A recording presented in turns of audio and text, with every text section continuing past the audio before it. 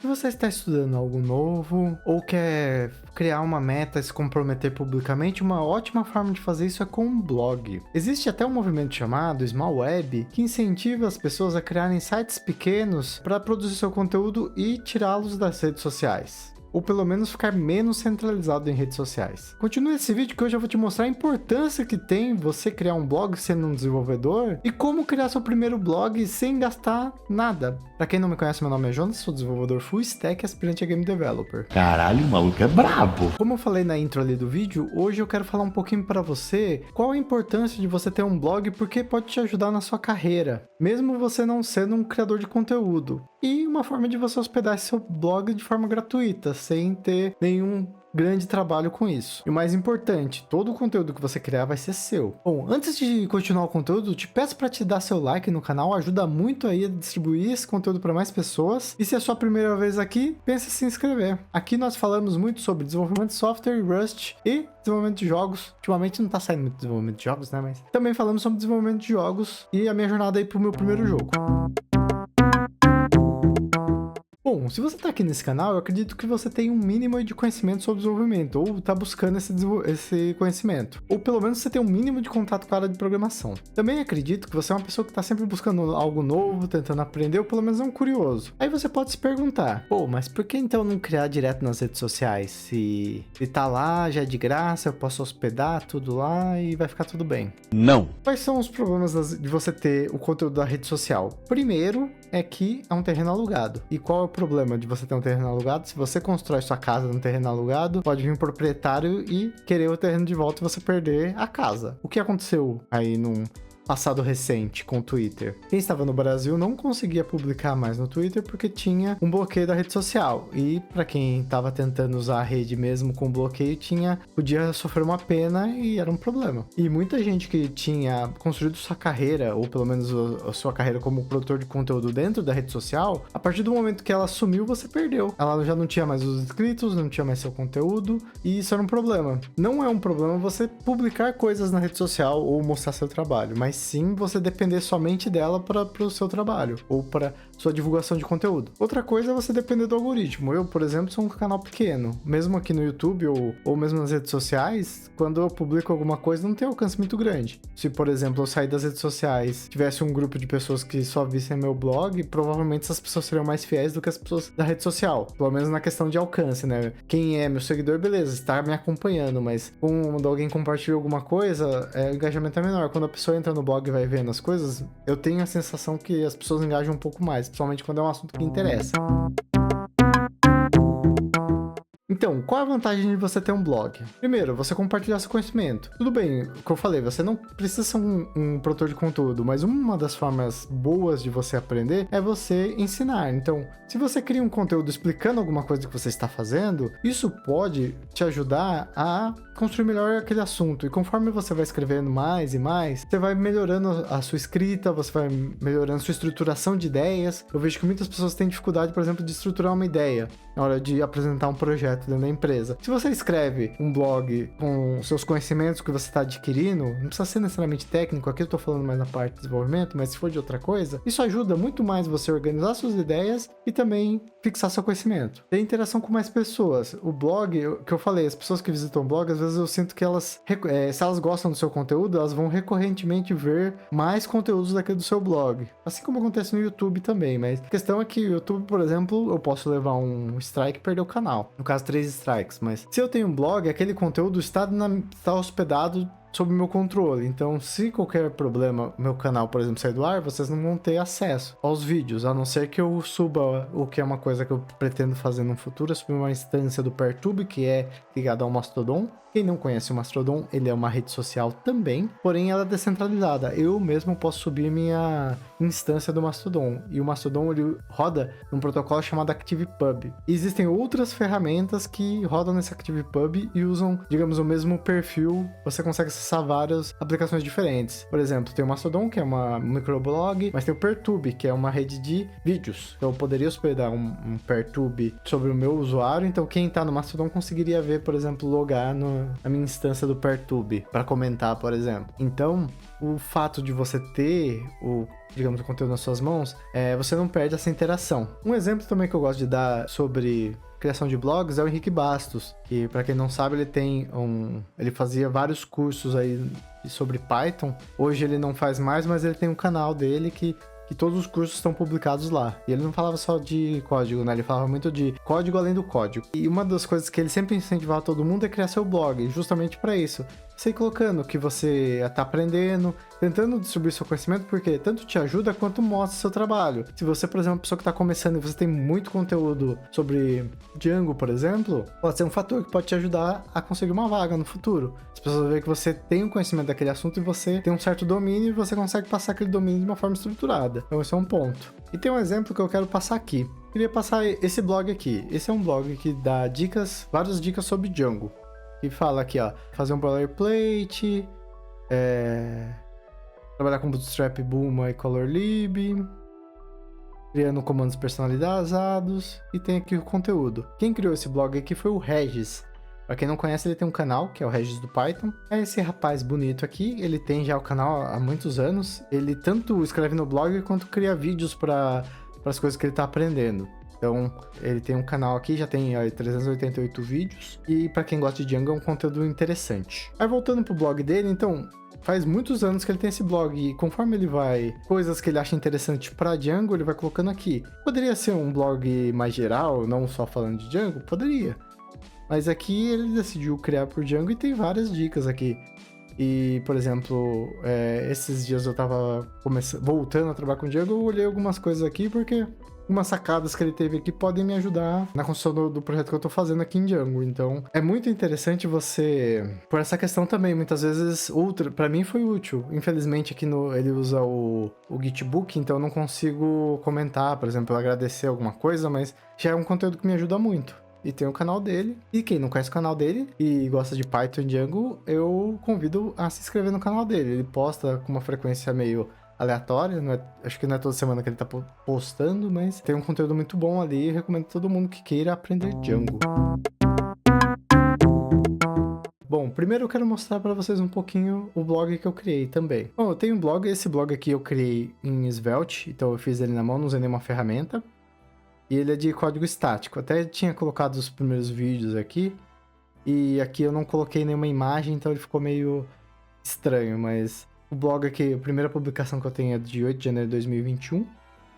E o último foi no começo desse ano. E eu não atualizei mais. Bom, por que eu fiz um blog em Svelte? Qual é a minha história também com o meu blog? Eu comecei meu blog em 2015, mais ou menos. E eu comecei usando o WordPress, que é uma ferramenta que é um blog que usa um database, né? Uma estrutura de PHP com MySQL. E já explicando, existem dois tipos de blogs mais comuns. Esses que são igual o WordPress e o Ghost, que você tem uma base de dados que você guarda toda a informação do seu blog fica armazenada no banco de dados. E tem os sites estáticos, que o meu site hoje, feito em Svelte, é um site estático. O que são sites estáticos? É alguma ferramenta que transforma um código, por exemplo, no meu caso, arquivos MD em arquivos HTML e posta como HTML puro no site. Então não tem... Até tem, no meu caso tem JavaScript, né? Mas muitos desses blogs estáticos não tem nem JavaScript para nada, nenhum tipo de animação. E qual a vantagem desses blogs? Eles são mais simples, digamos assim. Vem muito dessa questão da small web, de você tentar fazer um site mais simples. Tem menos features, então é mais fácil de controlar, de manter. E você pode publicar, por exemplo, num bucket, igual S3, ou você não precisa de PHP, Python, Node, nada. Ele é um HTML simples, então pode ser publicado em qualquer tipo de servidor que hospede em sites HTML. Então tem essa vantagem também. Mas aí, eu preciso fazer um site, então,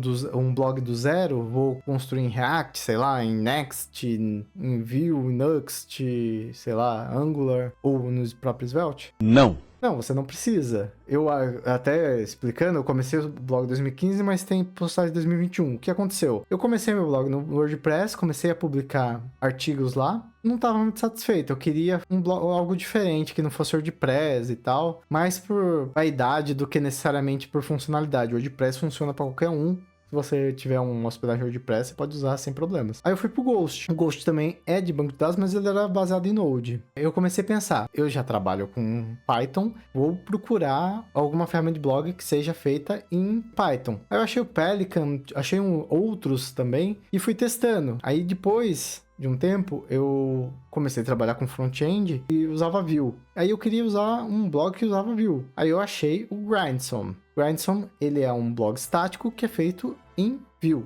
E esse foi o blog que eu fiquei mais tempo, porque até alguns que eu comecei em 2021 e foi até basicamente 2023. Então ficou 2 anos, foi o que mais tempo eu fiquei. Depois, eu decidi criar o meu próprio blog. Sei lá, eu achei interessante criar sites estáticos, né? Eu testei o JQ, o Zola, o Hugo e alguns outros que já eram estáticos. Daí eu vendo como funcionava, eu pensei, pô, vou criar o meu. Aí criei o meu baseado em Svelte. Eu peguei, na verdade, a base do código de um criador de um plugin do Vim, que é o Rosessian, e comecei a criar a partir do código que ele criou ali no Svelte. Entendi mais ou menos como funcionava, eu tava aprendendo Svelte, beleza. Criei um blog em Svelte. Qual foi o problema de tudo isso? Eu passei muito mais tempo migrando o blog e gerando blogs novos, né, testando ferramentas do que produzindo conteúdo. E era uma coisa que o próprio Henrique Bastos batia muito, fala, não se preocupe com a ferramenta, não tente criar uma nova ferramenta do zero só porque você quer aprender. Pegue algo pronto e tente construir seu conteúdo. Foque no conteúdo, não foque na ferramenta. Mas aí eu fui pelo caminho contrário, e nesse meio do caminho eu criava alguns posts, eu perdi, somente esse no WordPress e no Ghost eu acabei perdendo, e no próprio Pelican eu acabei perdendo um pouco de alguns artigos. Nessa época eu não estava ainda usando nenhuma ferramenta, eu estava usando o Evernote, e o problema é que depois eu migrei o Evernote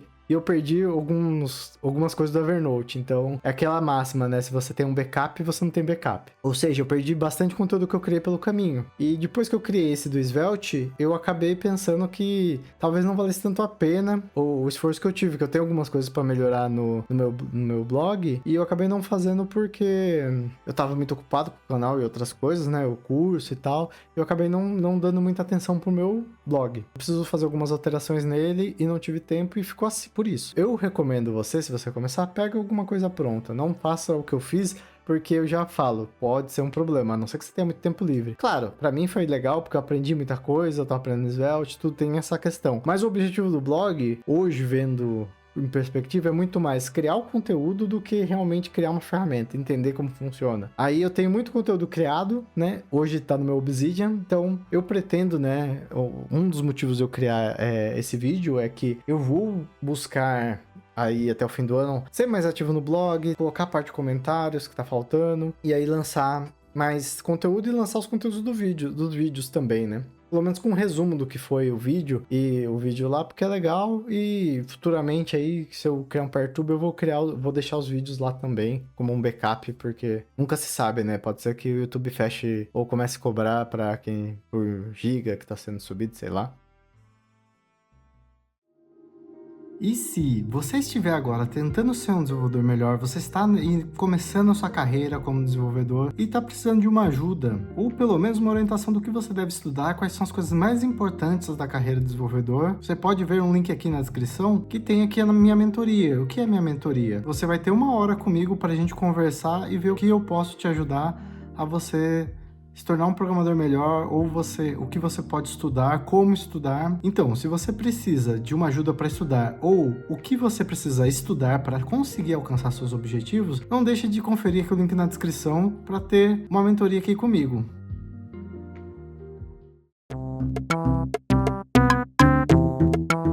Se você quiser começar um site do zero e você não tem domínio, não tem nada, como você pode fazer? Quero mostrar o Zola, que foi uma ferramenta que eu usei, que é baseada em Rust, como esse canal fala de Rust, ou fala pelo menos, tenta falar mais de Rust. Eu quero mostrar uma ferramenta que gera um site HTML, mas escrito em Rust. Bom, esse é o site do Zola. Eu uso o Zola, na verdade, eu não só uso no meu blog, eu tenho aqui por exemplo,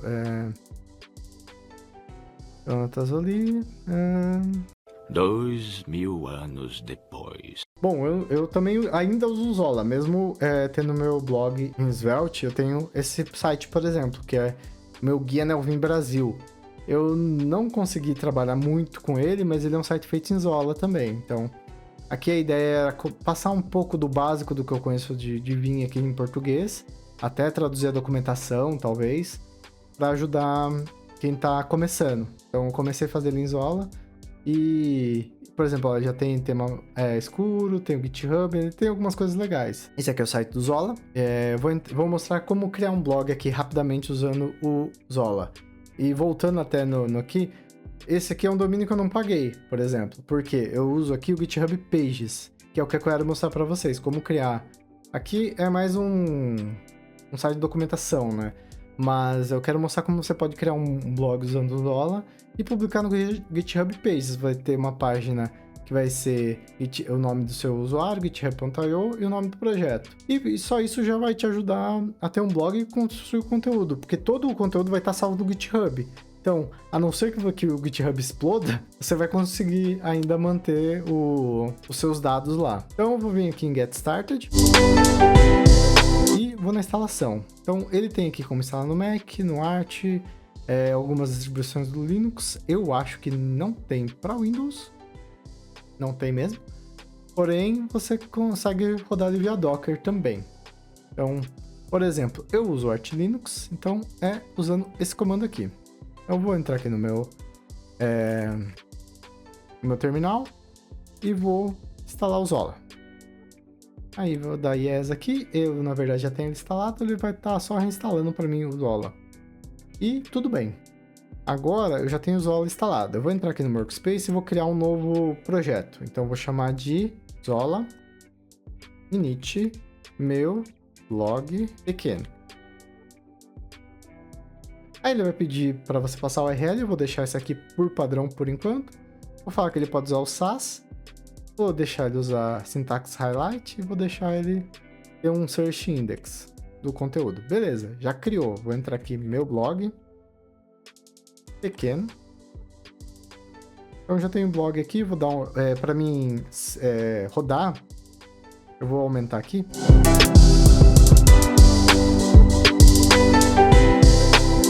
Bom, eu aumentei aqui só para ajudar a visualização, vou dar um clear aqui. Então, Zola init, ele começa um projeto. Se eu quero rodar esse projeto, eu posso dar um Zola serve. Ele vai rodar na porta 1111. Então, eu vou voltar aqui na minha página, por aqui localhost 1111. E ele abriu para mim uma página aqui, que é a página default do Zola. Mas eu vou querer criar um blog. Então, eu vou buscar um tema do Zola que possa ser usado como blog. Você pode usar, na verdade, aquele mesmo que eu estava usando, poderia ser usado como blog, mas vou buscar um que seja realmente um blog. Eu não vou entrar em todos os detalhes aqui, mas você pode dar uma lida na documentação, se você quiser também. Se você quiser falar mais sobre Zola, discutir sobre ele, ou como criar blogs status, você pode também tanto comentar aqui, quanto entrar no meu grupo do Discord. O link está na descrição e lá a gente pode bater um papo sobre como trabalhar com Zola, ou qualquer site estático, ou qualquer coisa aqui que a gente fala no canal. Tem vários canais lá, é muito legal, eu gostaria que você participasse lá da nossa comunidade também. Então, voltando aqui, eu vou entrar em Themes, Overview, e aqui ele tem uma lista de temas. Eu vou procurar um chamado Terminimal. Ele tem esse nome. Ele vem do Hugo, né? É uma adaptação de um tema que existe no Hugo, mas tem pro Zola, e ele é interessante. Então, como que eu vou fazer? Para me instalar o tema, eu vou pegar essa linha aqui, que é para criar um submódulo. Vou voltar aqui no meu Zola, vou cancelar, vou dar um clear. Vou entrar em Themes. Vou dar aqui um submódulo. Ah, não preciso fazer aquilo não. Posso entrar aqui direto, porque aqui ele já vai navegar. Se você ver aqui, ó, é um submódulo, ele está adicionando um submódulo que é o meu tema, e está mandando em themes terminal, que é a pasta que precisa ficar os temas do Zola. Então ele vai entrar aqui e criou para mim o tema. É só isso que eu preciso. E beleza, eu já tenho o tema instalado, agora eu preciso configurar ele. Para configurar, eu posso vir aqui no meu config.toml, que é o meu arquivo de configuração. Então, aqui eu já vou mudar e vou pegar a minha URL. Certo, eu peguei aqui a minha URL, padrão, eu vou pôr aqui. E vou apagar essa parte. E eu tenho que pôr o nome do projeto. Eu vou falar meu blog pequeno. Beleza, eu vou criar um projeto que chama meu blog pequeno. Aí eu vou voltar na documentação do Zola e eu preciso passar essa parte, tm terminal, e passo aqui embaixo.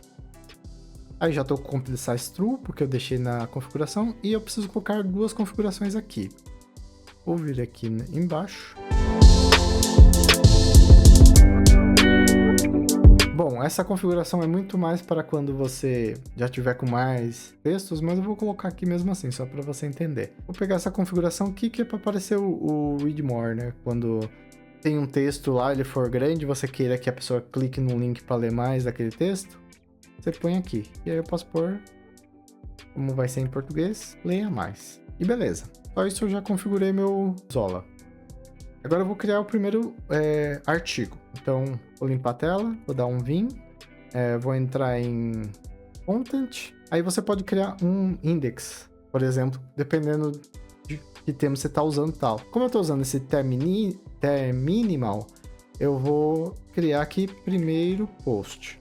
Eu posso criar direto, não preciso criar um index. Aí uma coisa importante, eu preciso criar um cabeçalho, isso é obrigatório para o tema que eu estou usando e para o Zola no geral, eu preciso ter um cabeçalho.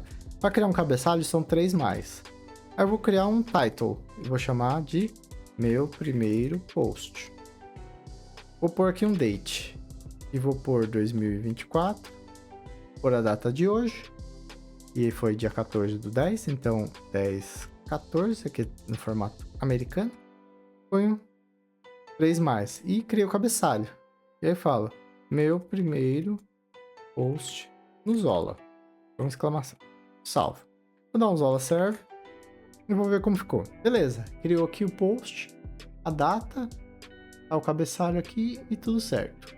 Então, ó, o nosso primeiro site, ele tem um teminha bonitinho, dá para customizar, fazer várias coisas. Eu não vou entrar muito nos detalhes nesse vídeo, para não ficar muito longo, mas aqui você já tem seu blog. Agora a gente precisa publicar no GitHub. Eu vou entrar no GitHub agora, eu vou criar um repositório. Vou vir aqui, dar um new, vou falar meu blog, tem que ser meu blog pequeno, um traço mesmo. Funciona melhor. Meu blog em Zola. Olha, eu vou mostrar alguns códigos, secrets aqui, mas pode ficar tranquilo porque eu vou excluir esse blog no final do vídeo. Então, não se preocupe que eu estou mostrando algumas informações aqui, elas não vão vazar meu GitHub. Vou deixar assim por enquanto e vou adicionar um readme aqui.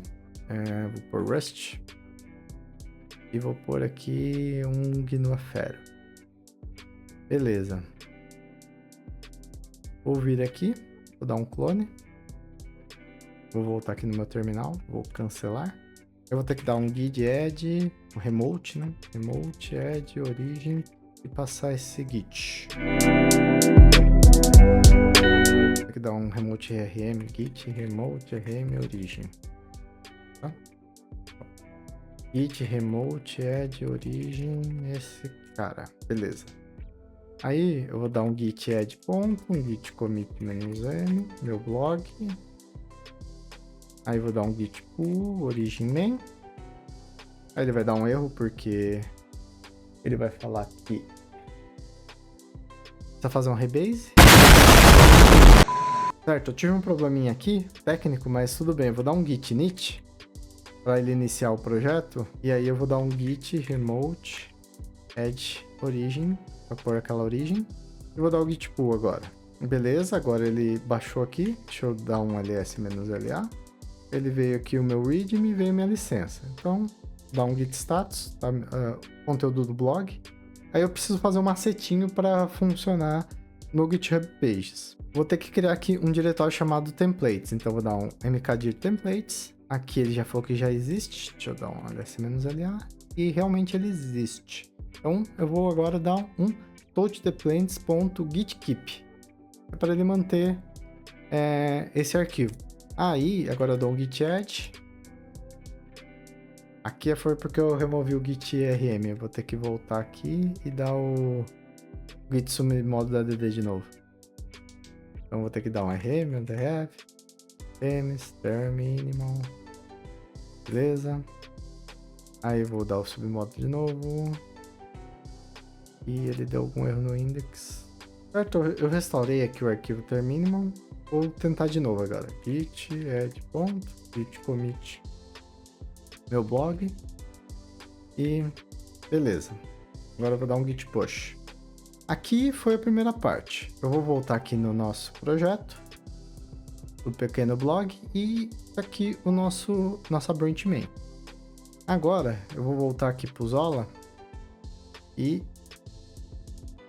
vou voltar aqui na documentação e a gente vai agora criar um GitHub Pages. Ele tem aqui o GitHub Pages. Então, basicamente, a gente precisa pegar esse carinha aqui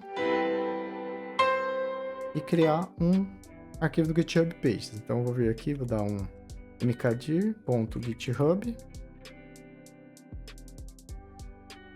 Aí, vou criar aqui /workflow. E vou dar um vim agora. .github, workflow, main.yaml. E vou colar aqui. O que isso faz? Basicamente, ele vai pegar um action que chama checkout para baixar o nosso repositório e vai usar esse Zola deploy, que basicamente ele vai criar essa branch aqui, o GHPages, que é o que o Zek usa, que é o padrão do GitHub, usando um token de acesso do GitHub que a gente já vai criar. Então eu vou criar esse aqui, vou dar um git add ponto, um git commit -m, criado GitHub Pages, GitHub Action, né? Criei aqui um action e dou um push. Agora a gente tem algumas coisas para fazer. Eu vou voltar aqui no nosso projeto. Vai vir aqui em settings. Primeira coisa que a gente precisa fazer é vir aqui no Pages. E eu não sei se ele criou a branch ainda, então eu vou deixar por enquanto assim. Primeiro eu vou deixar aqui o GitHub Actions para ele fazer algumas coisas aqui. Mas eu vou precisar vir aqui agora em Secrets, nem aqui na verdade. Preciso vir aqui primeiro no meu Settings, do meu usuário. Vir aqui em Developer Settings e em Personal Access Token. Aí eu vou usar aqui um Token Classic. Vou pedir para gerar um Token Classic aqui. Aí vou acessar aqui. E vou criar aqui um meu pequeno blog. Vou deixar aqui, vou falar para... Vou deixar só 7 dias, mas a ideia é que você deixe um pouco maior, né? E você ir trocando esse token conforme for precisando. E vou dar permissão de workflow e de repositório. Aí vou gerar o token, ele vai me gerar aqui esse tokenzinho, eu vou copiar ele. Eu falei, não precisa se preocupar, eu vou excluí-lo na sequência. Vou vir aqui no meu pequeno blog. Meu blog pequeno, né? Eu não sei se eu coloquei certo, a gente já vai ver isso. Agora eu vou vir aqui em Settings, Secrets in Variable, Actions. Vou criar aqui um Repository Secrets, New Repository Secret. Vou chamar de Token. Vou passar meu token. E salvar. Agora eu vou vir no meu Action, ele deve ter quebrado. Ele nem rodou, na verdade, aparentemente. Vou voltar aqui no código. Teve o GitHub Action, mas acho que alguma coisa eu fiz errado. 3 dias depois... Certo, eu já achei o problema aqui. Eu vou ter que renomear uma pasta, que é o .github workflow. Tem que ser GitHub workflows. Vou só ver se eu não quebrei nada. GitHub workflows main. Beleza. Vou dar um vim aqui só para ver se vai abrir. E abriu. Então, renomeou certinho. Agora eu vou de novo no config só para ver o nome do site. Eu chamei de meu blog pequeno e meu blog pequeno, só que eu coloquei traço. Então eu preciso mudar aqui para ser traço. Tem que ser o nome do meu repositório. Dá um git add, ponto, git commit, ajustando o nome do blog e arquivo do actions. Vou dar um git push.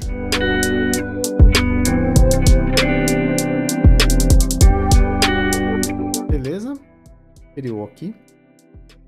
Vou vir aqui no meu repositório.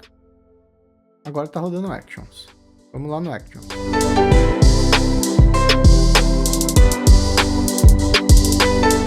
Ah, deu um erro aqui no Git Modules, vou voltar nele. Bom, eu voltei de novo, eu tava tendo um problema com o submódulo do terminal, que eu tinha apagado sem querer aquela hora. Então eu tive que vir aqui em Git Modules.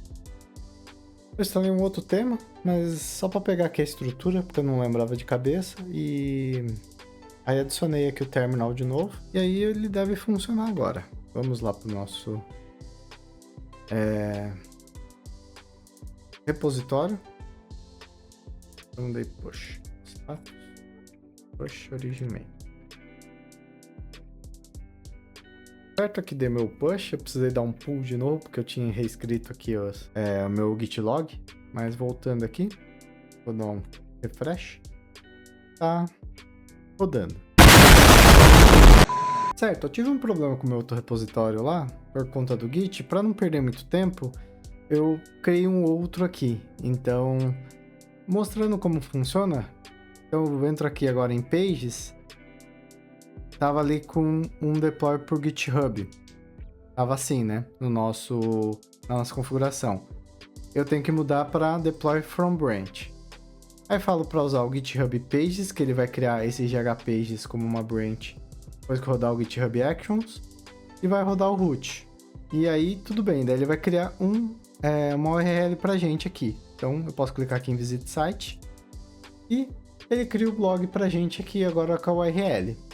Então agora eu tenho um site com HTTPS, tudo bonitinho, rodando no Zola dentro do nosso GitHub, usando o GitHub Pages. Com isso a gente consegue criar o blog de uma maneira simples até. Eu tive um problema ali, foi muito mais porque eu excluí um arquivo que eu não deveria do Git, e aí independente do projeto ia dar problema. Preciso depois resolver, mas eu vou apagar o repositório, então não tem problema. Se você gostou, não deixe de curtir. Coloca aí nos comentários o que você achou de criar um blog usando Zola, se você tentou ou não. Como é de graça, é só testar ali, ver se funciona. Então, é isso, o vídeo vai ficando por aqui. Se você gostou dessa parte de conteúdo e como você faz para planejar seu conteúdo, eu vou deixar aqui um card falando como você pode criar um plano de estudos. É isso, o vídeo fica por aqui, valeu, falou!